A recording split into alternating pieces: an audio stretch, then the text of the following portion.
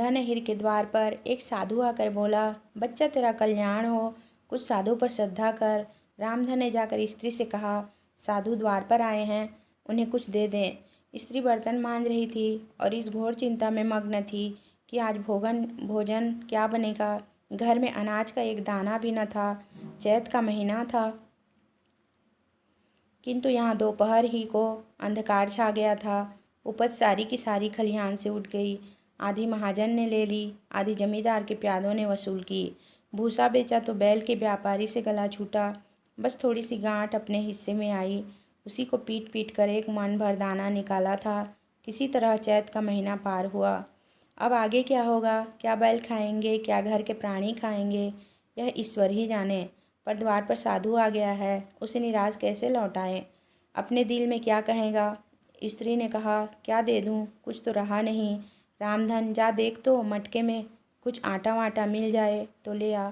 स्त्री ने कहा, मटके झाड़ पोंछ कर तो कल ही चूल्हा जला था, क्या उसमें बरकत होगी। रामधन तो मुझसे तो यह न कहा जाएगा कि बाबा घर में कुछ नहीं है, किसी के घर से मांग ला। स्त्री जिससे लिया उसे देने की नौबत नहीं आई।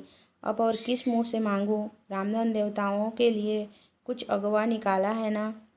स्त्री, देवताओं की पूजा कहाँ से होगी। रामधन देवता मांगने तो नहीं आते, समाई होगी करना, न समाई हो न करना।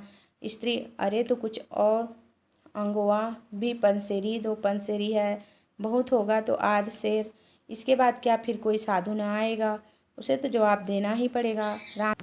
रामधन, यह बला तो टलेगी, फिर देखी स्त्री जाएगी। झुंझला कर उठी और एक छोटी सी हांडी उठा लाई, जिसमें मुश्किल से आधा सेर आटा था। वह गेहूं का आटा बड़े यत्न से देवताओं के लिए रखा हुआ था।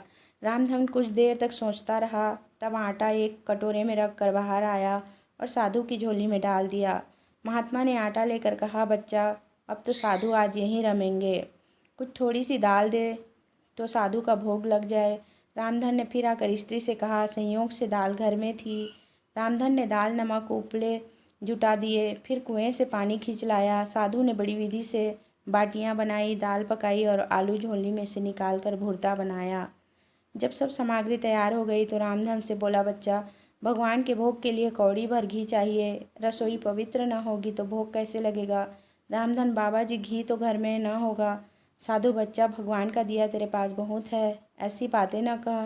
रामधन, महाराज, मेरे गाय भैंस कुछ नहीं है, घी कहाँ से होगा। साधु, बच्चा, भगवान के भंडार में सब कुछ है, जाकर मालकिन से कहो तो। रामधन ने जाकर स्त्री से कहा, घी मांगते हैं।